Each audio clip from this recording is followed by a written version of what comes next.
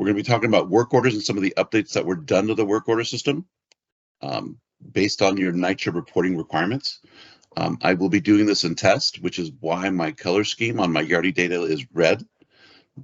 Test is a great place to learn and try stuff that you're not familiar with or unsure of how it's going to work, as it doesn't affect anything in the live environment. The test database is refreshed every Sunday morning, actually Monday morning, I should say, with all the data from the prior week and further. If you come in on a Wednesday into test, just know that that data is as old as the prior Monday or that Monday. There's a DB caption in the upper right-hand window to explain and let everyone know when that database was copied over. And if you see here, 2/5, that's today. It was copied this morning at like 2 or 3 in the morning. So we're looking at some pretty fresh data. And again, no matter what we do here in test, we're not going to affect anything in live. April, Ramona, Carrie, are you guys, what are your positions at NICHA?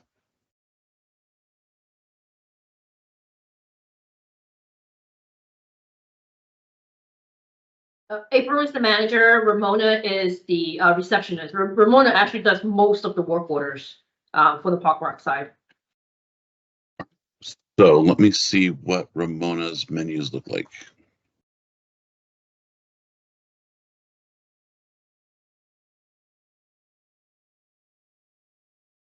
Ramona Henry or Ramon? Oh, Ramona, sorry. Ramona Henry. Yep, sorry, little typo on the first name there. Ramona is in GFB CRS, which means that she has access to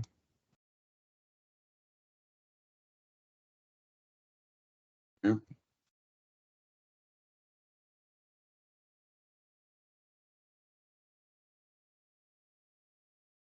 Okay, you've got access to the New York Community Dashboard. So for today's purposes, I'm going to assume that April and Carrie also have access to New York Dashboard, and so we will work off of that. Please know that even though NICHA is in New York, it is not set up as a New York type property. It's set up strictly as a market property. All right. I'm going to be fixing a couple of things.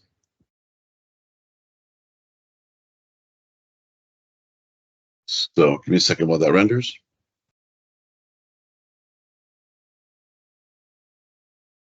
We're going to be talking about and looking at how work orders should be entered and what data is required on the work order screen in order to create a correct work order.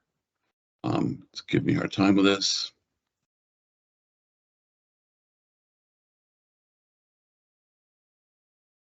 There we go. This is your New York menu. Within the New York menu, there are a couple of submenus that we'll be working with. Right. But also know that from the side menu, you have the ability to see work orders and to be able to review and add work orders. This is one way of creating a work order. The other way to create a work order is if you were to go into the resident screen. So if I went, for example, I'm replacing my property code with NICHA. You'll know it loads and is correct because the information that you see here is going to be related to that property alone. And NICHA's got 1,700 or 1,650 some units. So you'll be able to confirm that we're looking at NICHA data, 1697. If you were to go from the side menu and go into setup, actually, sorry, residents, find residents. From this filter, if I wanted to just look for any current resident at NICHA, I can go property, current, and it's going to give me a list of all my current residents. The only reason I'm showing you this navigation method is because if you wanted to create a work order from the resident screen, under data, there is a function called new work order, and it's got its advantages. The new work order button will also pre-fill some of the work order information for me. I'll back out of this and show you guys how to create a new work order after we've done reviewing a work order, but it will show you what, it'll insert some of the data that's required. I'm going to click home. and get back to my homepage, my dashboard. There's a couple of other ways that we'll be able to look for work orders.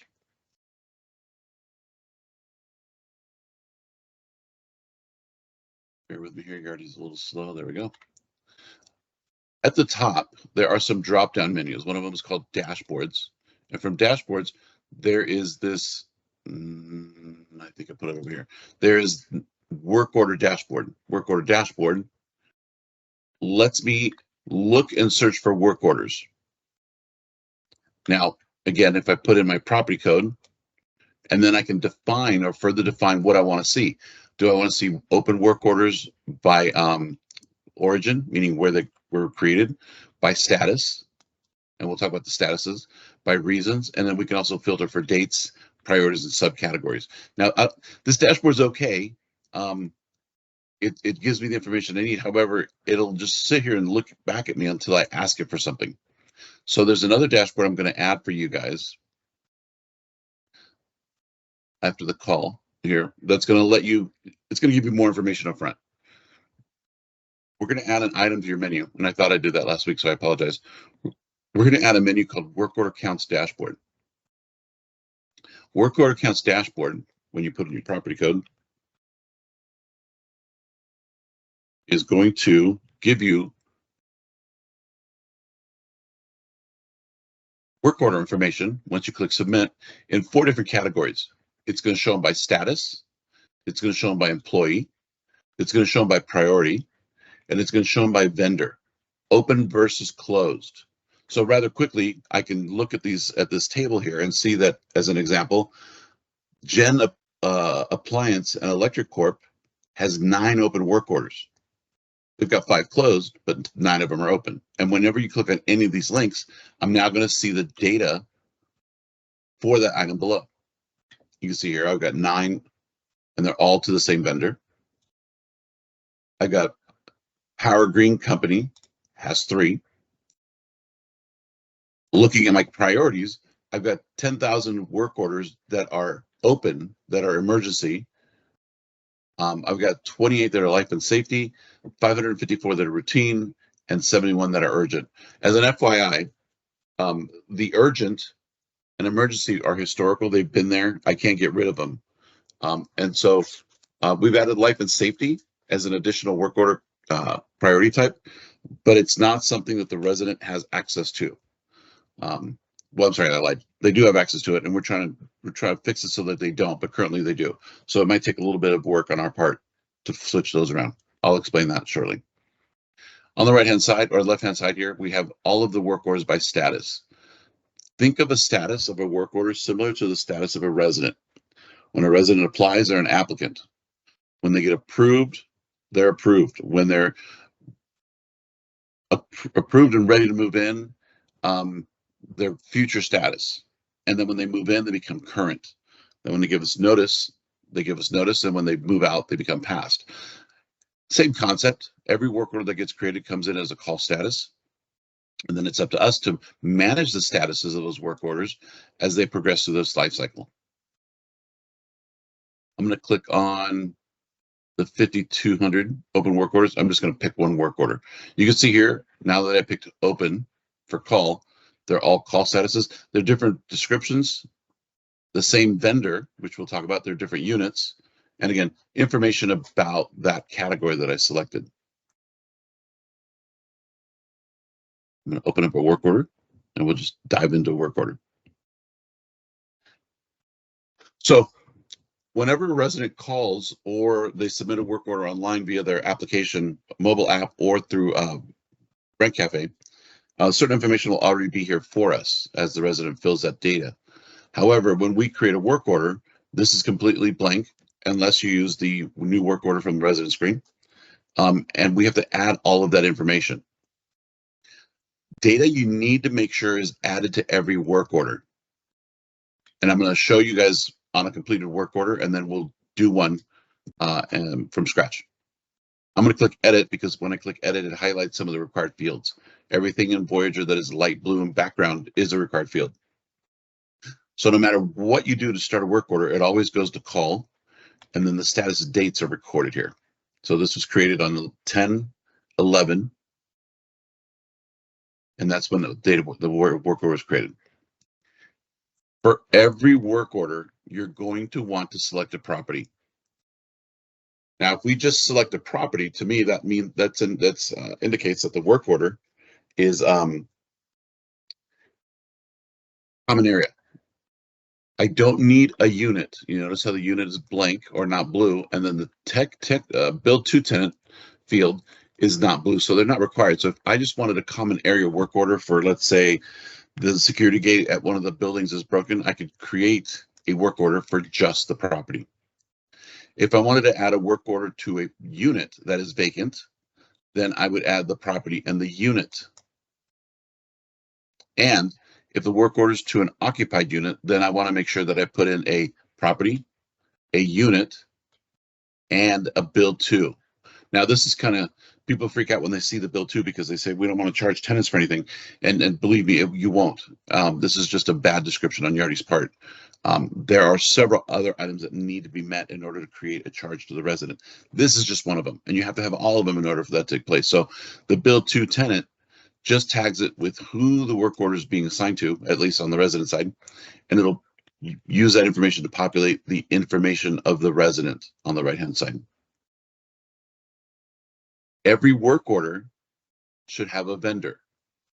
FS_maint is every work order that's going to be managed and handled by our own staff, our own maintenance group. If the work order is for someone other than our maintenance staff, then we'll select that vendor. You can see here that there's several work orders that have already been assigned to third-party vendors. Okay. Priority. As I mentioned earlier, we're going to stick with basically emergency and routine. The other categories are there because we've used them in the past, and this system is used by every property in our database, not just NICHA. And so maybe those properties use these other categories, but we're going to want to use primarily routine and emergency. There will be some need for life and safety, but know that from the resident's perspective, there are only two options when we finally figure out the problem, will be routine and emergency. Every work order needs a category. And here's your category tree. I'm going to let you guys know that if you guys have an issue with like pest control or locks or carpet or maintenance turnover or something, these work orders at the top, these categories at the top, 1 through 10 should never be used. Those are there and they're reserved for what we call make readies, which we'll go into at the later in this call. But it shouldn't be for any work orders that you guys create. If you have an issue with locks, then if you scroll down here, there's a locks category. Okay, so don't use 1 through 10. 1 through 10 are designed for unit turnovers or make readies. Okay, think of this as a tree. If I pick locks, then I have certain what we call subcategory options. Now, if I go down another branch and pick heat, then I have yet a different set of options, right? So it's kind of a tree that branches out. You have to have a category, you have to have a subcategory. And so we want to select what's best. If I go into pest control, I know there's pest control here. Again, that starts with a number, so that's not anything we want to do when we create a work order. We'll move down here to pest control. And under pest control, I will have options. And you select the appropriate one. Okay. Now, on the right-hand side is a brief description. And I think what we're going to be using the description for is to enter and use the address of the unit.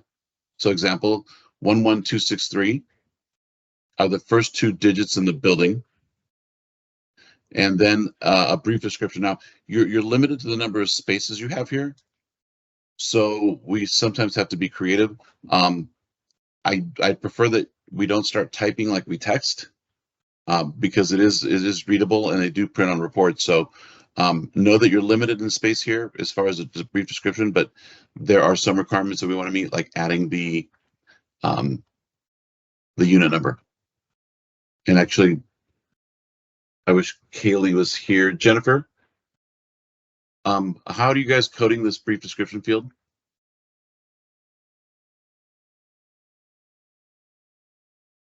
It is the address. It has to have the address, the full address. Because as I'm doing, and this is for Ramona in April too, as I'm doing the monthly work order report, I'm noticing that a lot of the brief description is just has the number of the building. So it has to have the full address. So 728 Howard, 728 East New York, 728 Fenimore.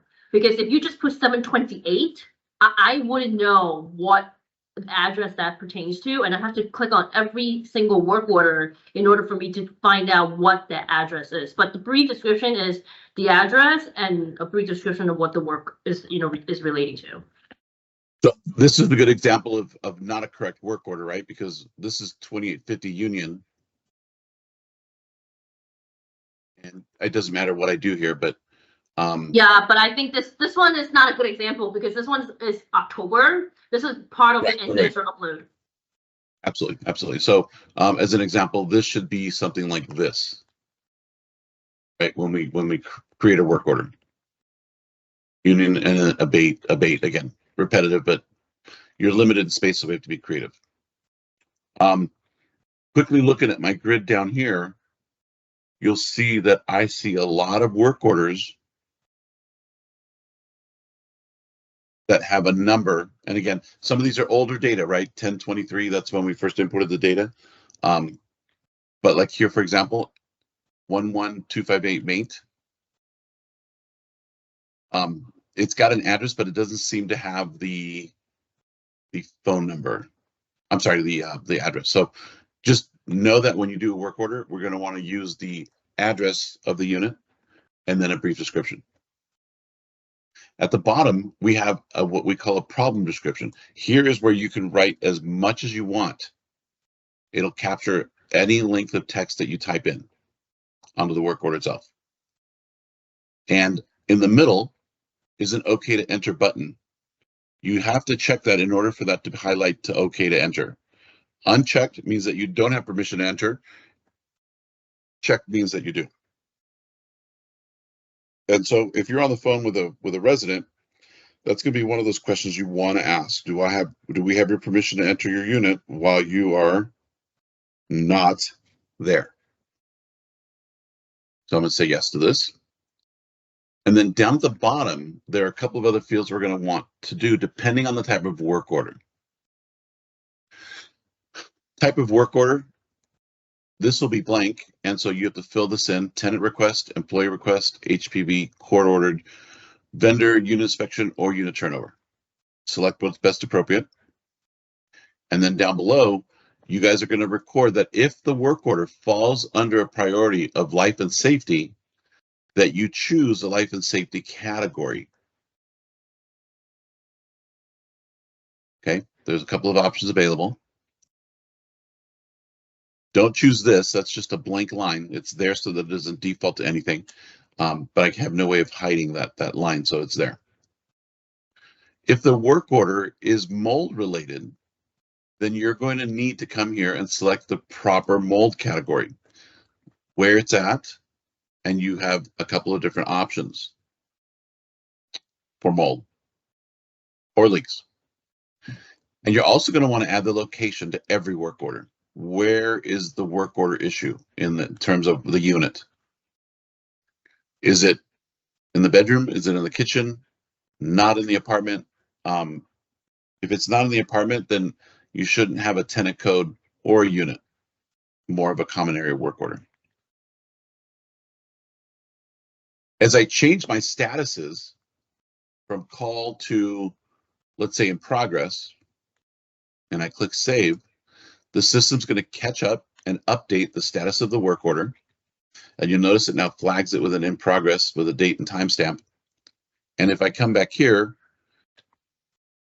and I'm going to refresh my screen, you'll notice that I go from 5285 to 5284 because that other work order that I just managed moved over to in progress. And so my in progress count increased and my call decreased. Again, just changing the status of the work order.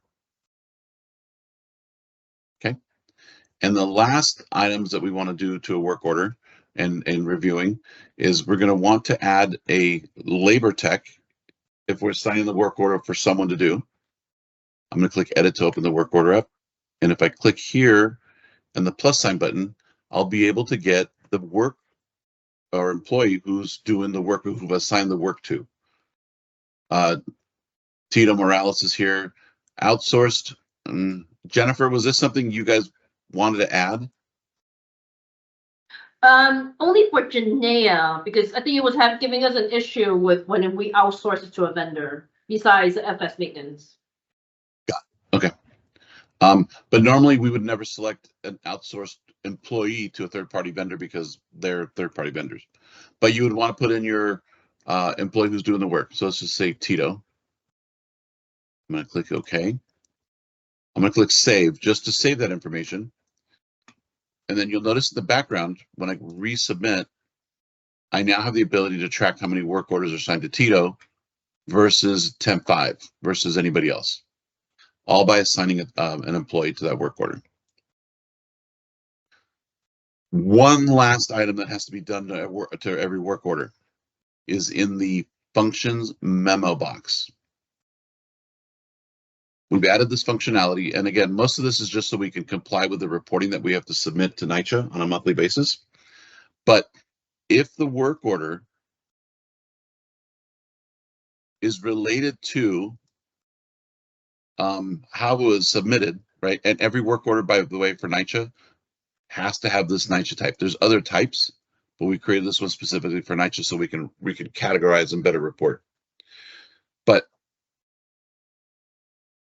if the work order under results was called in via 311 or call or web, we want to record this.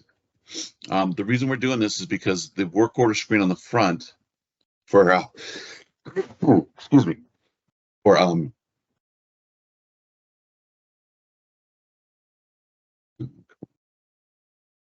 statuses doesn't track that information very well. And once I've added a status and replaced it, it doesn't track the history of it other than on the screen. So as a work order is called in, if the work order came and submitted via 311 or NICHA CCC, whatever's appropriate, we're going to add that item here.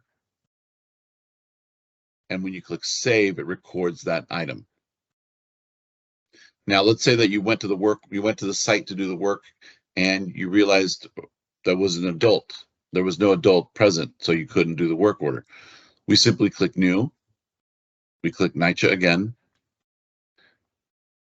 And then we click no access, no adult present, or whatever is fitting, right? You see there's several options here.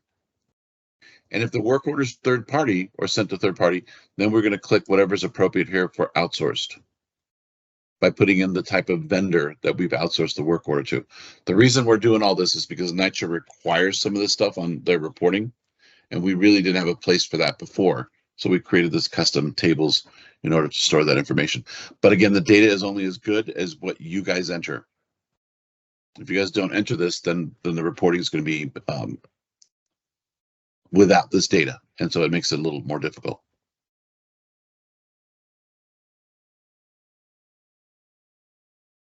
All right, I threw a lot at you just now. I want to make sure before I go to create a brand new work order from scratch that you guys that answer all your questions that you guys may have on either the dashboard, which I will add to your menu, or the work order screen itself.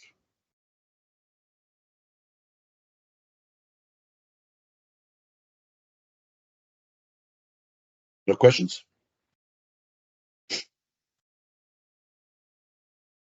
Ask him now while we have Marco on the line. But he has one question. That's right. Any questions? Nothing? All right.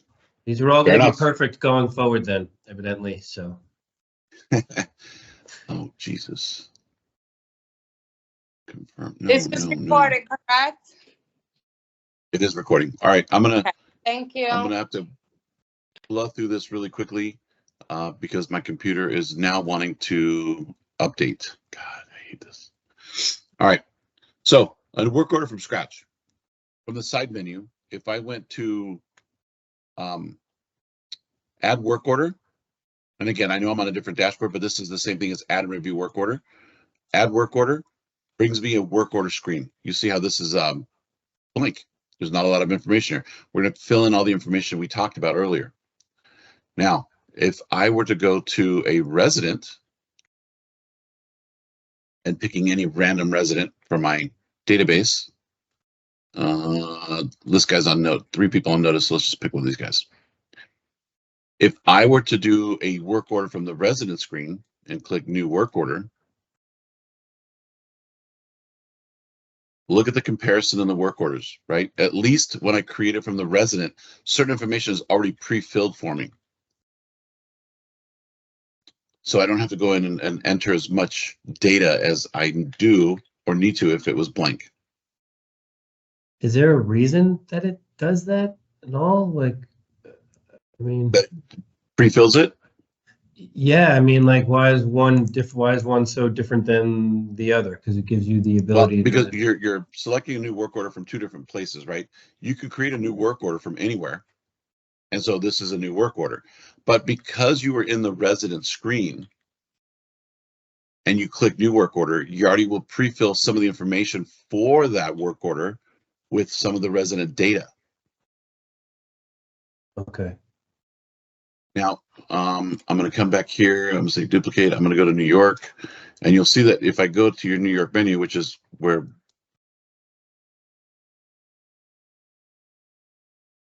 is she still with us? Yeah, where Ramona operates out of. New York dashboard. There's work order, review work order, add work order, right? And then over here under dashboards, there's work order dashboards, which is just a report. But new work order gets me here. The program at this point doesn't know that you want a work order for a tenant or what property. But because you do a new work order from the resident screen, it's taking into assumption, well, it must be for this tenant at this property and that unit, because that's where you click the new work order button. So it gives you a couple of advantages, in my opinion. However, it doesn't fill everything out. And this is where we have to fill in all the rest of the information. So every time a work order is created, there's a call status by default, and then you have to then manage that work order status as the work order progresses. I'll come back to that. The building, every unit has a 2-digit building code in the front of it. So 15 is my development, what we call a development, and what in Yardi what we call a building. So because this starts with 15, I'm going to come in and I'm going to put development 15. Now, because this is a work order for a tenant, I'm going to also want to add the bill-to-tenant link. That bill-to-tenant here just basically says who's the tenant in the unit. Now, the reason that I only see this one tenant is because I'm already applying a filter that says for NICHA at this unit, show me all of my tenants in that unit. So if the tenant had 2 or 3 occupants, you'd be able to see all of them here. So that's pretty easy then. So when you go into create when you go into unit, it says 15 there, you just click on building above that.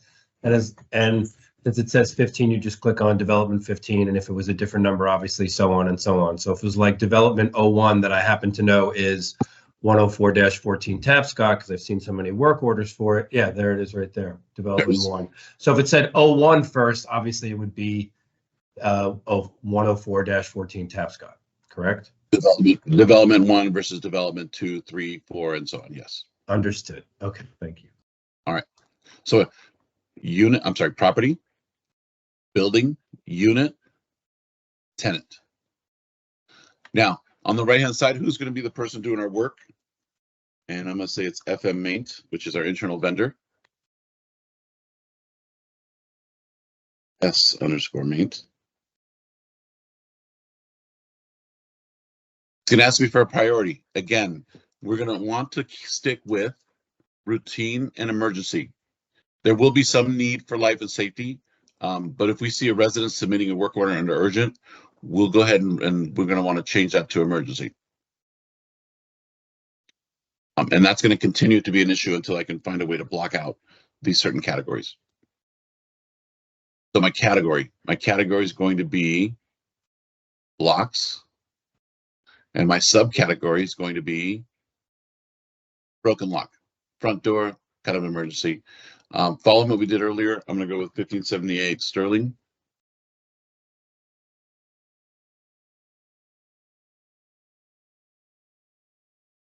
Front door lock. And I'm going to add a full description in here, right? Key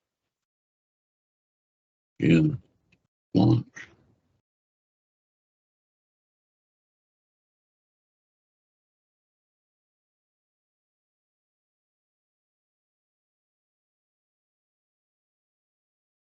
Again, you can be as wordy as you want in the description section here.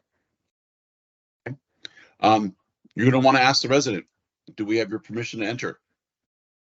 If they say yes, we'll check off the box. And then if they give any special instructions, you're going to add those here. Please call.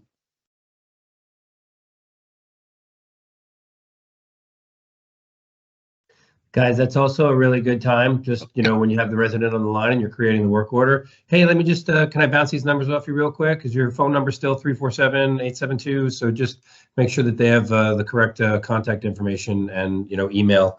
You can update it in the system also too, maybe kill two birds with one stone, because we're finding that Absolutely. some of the contact information, you know, people have mobiles, people still have their landline numbers in them and haven't had a landline for 15 years. So just take that just quick moment as an opportunity to update the. Yeah, absolutely. Let me show you how to actually do that, because as you can see, there's no caller phone number here listed, and that's because this resident doesn't have a work phone number registered. But we're going to want to enter the work order as much as we can, and then I'm going to let you click save right now to save the work. We're not done with the work order, right? But there's a view occupant button here, which opens up another screen, and from here you can go and look at the personal info. Is this, and again, this says scrub because we're in the test database, but is this your real email address? Is that your valid email address? Yes. Is this your phone number? Or do you have a mobile or a work number we can get? Know that everyone who registers for Rent Cafe needs a mobile phone number, and they also need a valid email address. Because this resident has neither or no phone number, when I go to print my work order, when I go to print my work order, nothing shows up because I don't have any of that information.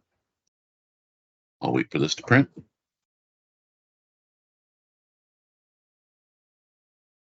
Now, if you find their phone number, well, I get this asked a lot, well, why can't I just add it here?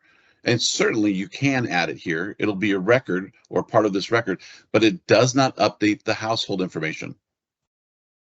So if you're going to get and validate and go through the effort of validating and adding a phone number, I'm going to recommend that rather than updating it here on the screen, you click the view occupant, you come to the occupant record, we click edit, you add their phone number.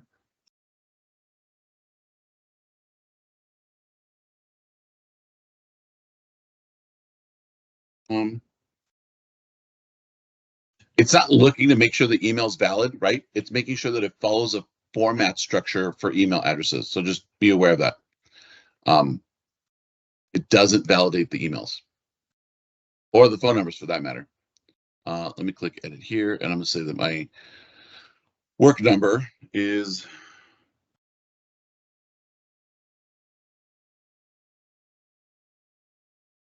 I'm running out of phone numbers, right? So I've added the information here. I've updated my email address, as you guys should with it anytime you come in contact with a resident.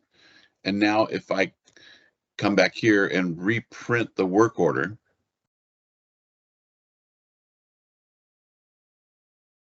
and on the work order itself, I am now able to pass on phone number information to the maintenance tech. And you can see here, here's your access entry notes, right? Here's the problem description. And then the rest of it is just information. There's the resident, This is the priority. Do I have permission to enter? The category, the subcategory, again, information on the work order. One other thing I wanted to mention is if you guys have residents who always tell you the kind of the same instructions before they come to their unit, don't let cat out, works at nights, or just something that you have to keep remembering to add to the work order so you can pass it up to your maintenance techs. On the resident screen, I'm going to go back to view occupant. On the resident screen, there is this section under other info called maintenance notes. And if you know that the resident works nights or is always giving you the same instructions, works nights, please come after 12 p.m. and you add a blurb here regarding the work orders, that's going to do is that whenever you print a work order out,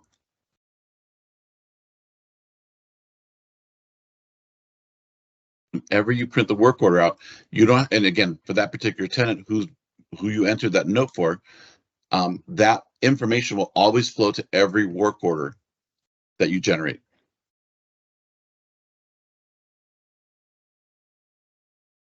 Tenant maintenance notes. Works nights, please come after 12. And so that's not something you'll have to remember to pass on to your techs every single time a work order is submitted. With 1,700 tenants, that's going to be a nightmare to try and manage and remember. But if you use and take advantage of that notes field, every time you do a work order for this resident, that information will print.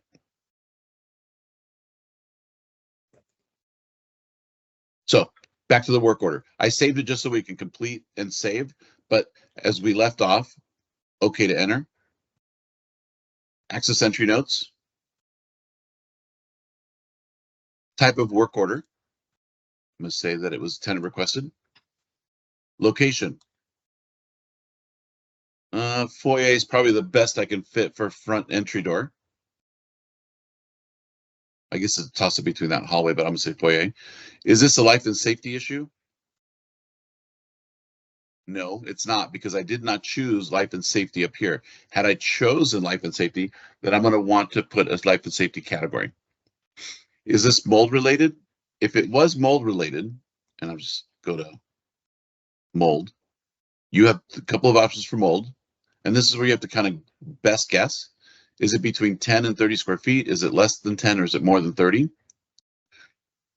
I'm going to say between 10 and 30 as a subcategory because I need a subcategory. And for mold and leak, you're going to want to put in the location or what best fits.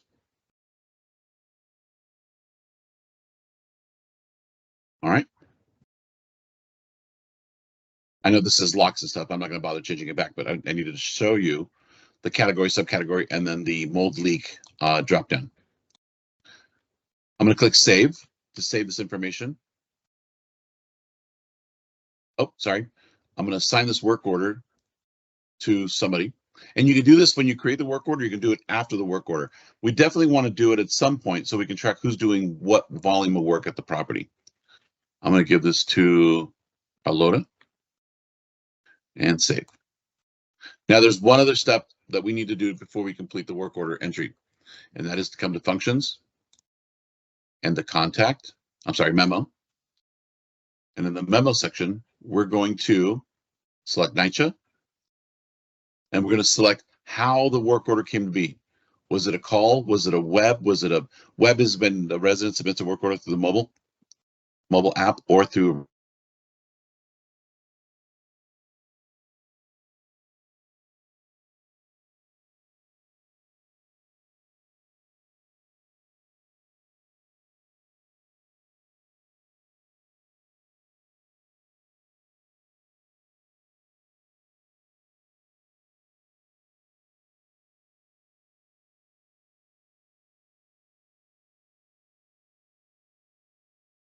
Hello, can you guys hear me? Yeah, we can hear you.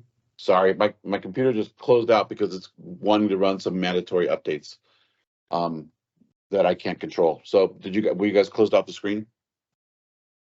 We can still see your screen.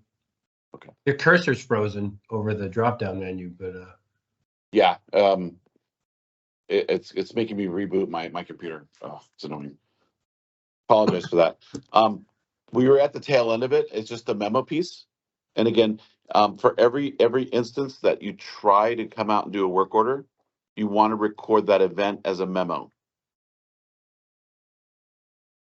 Does that make sense? If you came out 3 times and one time there wasn't an adult, or the other time you couldn't get into the room, you had no access to the room, or something to that effect, you want to record each and every one of those events as a new memo type. Again, you're going to select NICHA, and then you're going to select the item below as what best corresponds.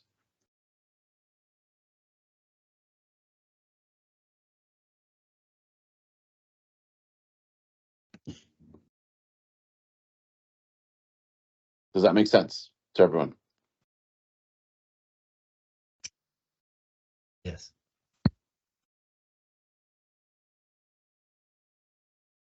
Yeah, that was kind of Ramona horrible timing, and but that- Berto, if you guys have any questions, now's the time to ask.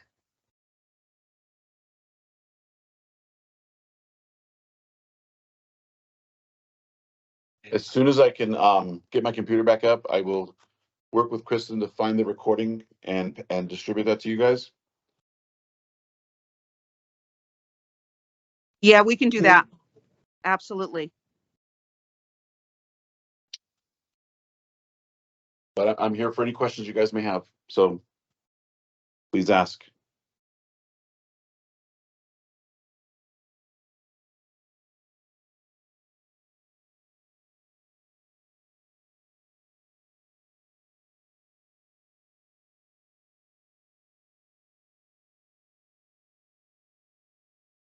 All right, I will when I do get the recording, I'll forward that out and also confirm that I've added that work order counts dashboard to your access. Whether you're in the New York menu or in the market menu or in the mobile maintenance menu. So that you guys can at least, again, the work order counts dashboard to me is one of my favorites because it doesn't let me, I don't have to ask it for information. It gives me information just by simply putting in a property code. And it's rather easy to click between the categories or the links to get that data.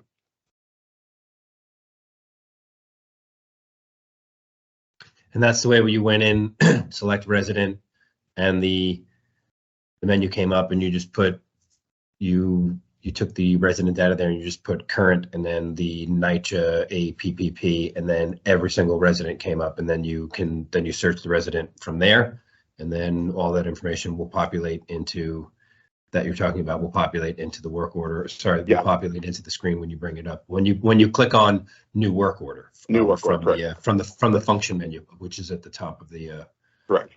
The residence file, or whatever it's called. Sorry. Yeah, the resident screen. I just, it's got like 100 names to it. Okay.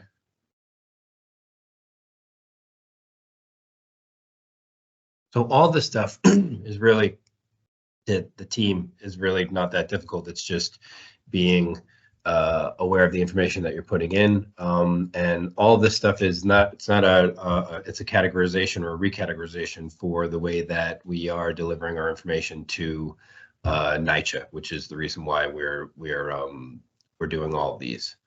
So in terms of in terms of the information that you're putting in, is to be, not overly detailed, but be as detailed as possible, because we do have, like, to Jen's point earlier, if you just put 728 in there, we have 3 728s, so we need to be as as specific as possible. Yeah, and there are people going and reviewing some of the data that's being entered, and we'll fix it, but we're trying to avoid having the need for that, right? If we get it right. So at the end of every month, on the between the 1st and the 5th, the Yardi work order report is due, and we have to send that off to NICHA. So the amount of information, correct information, or doing these correctly before time will save a hell of a lot of time at the end of the month to have to go backtrack and reopen the work order and recategorize it and re-enter in information that was either omitted / left out, or that is just doesn't have enough information in terms of, relating to contact information and where the person lives and whether it's routine or whether it's urgent. So, That's right. we need That's to, right. yeah, we need to keep that in mind. So we're not playing catch up at the end of the month, which could take a very, very long time. Yep, absolutely.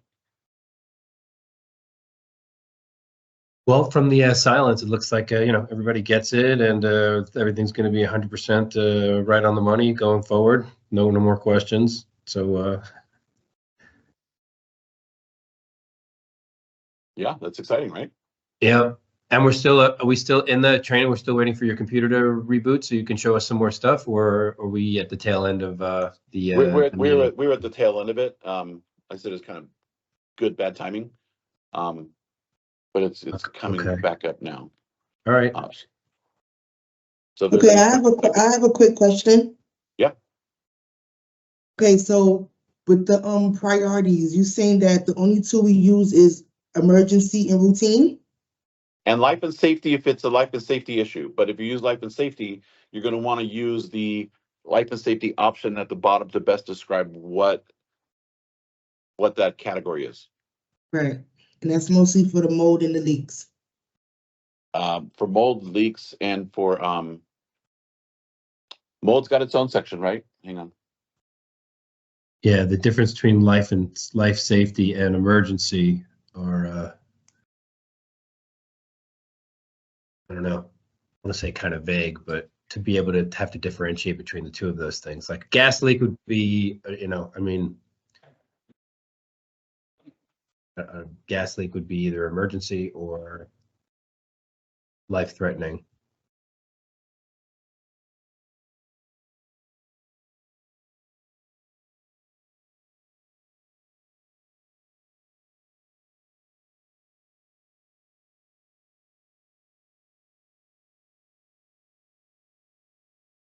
Sorry, I'm back up. Yay. The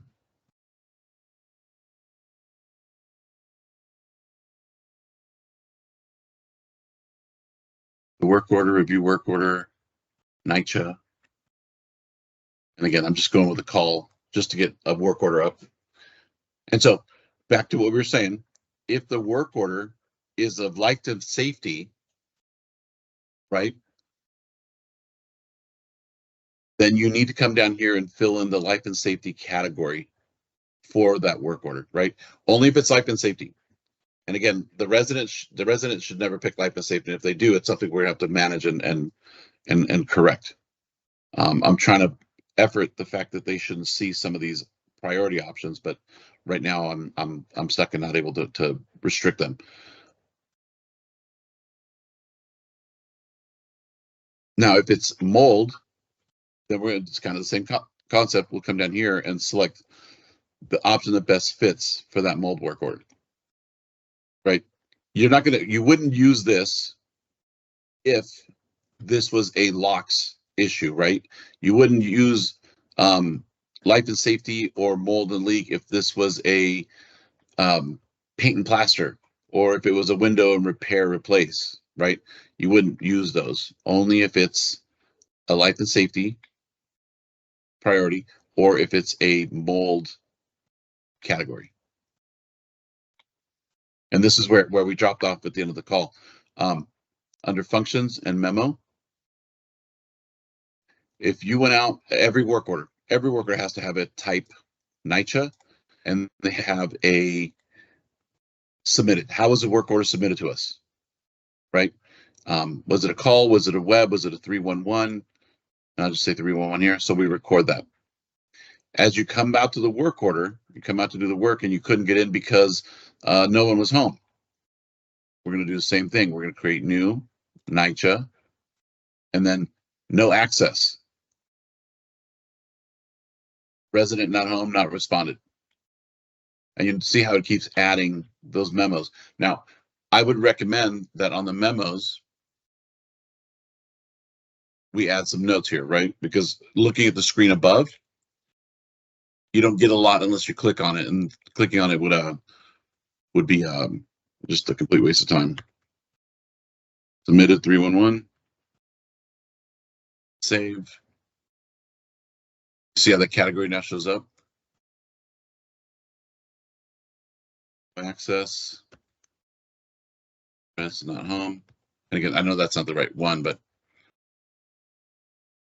if you came back again to try and complete the work order, but this time the resident there was no adult.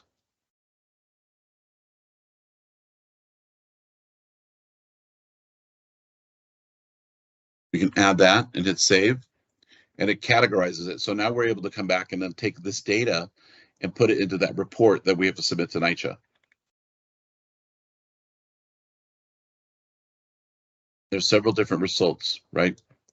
If the work order was sent to a third party, then we're going to select outsourced, but to what type of vendor we're going to give that work order to.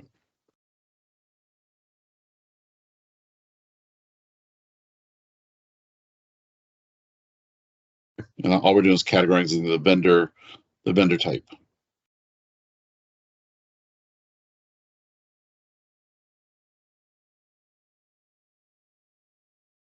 All right. That's where we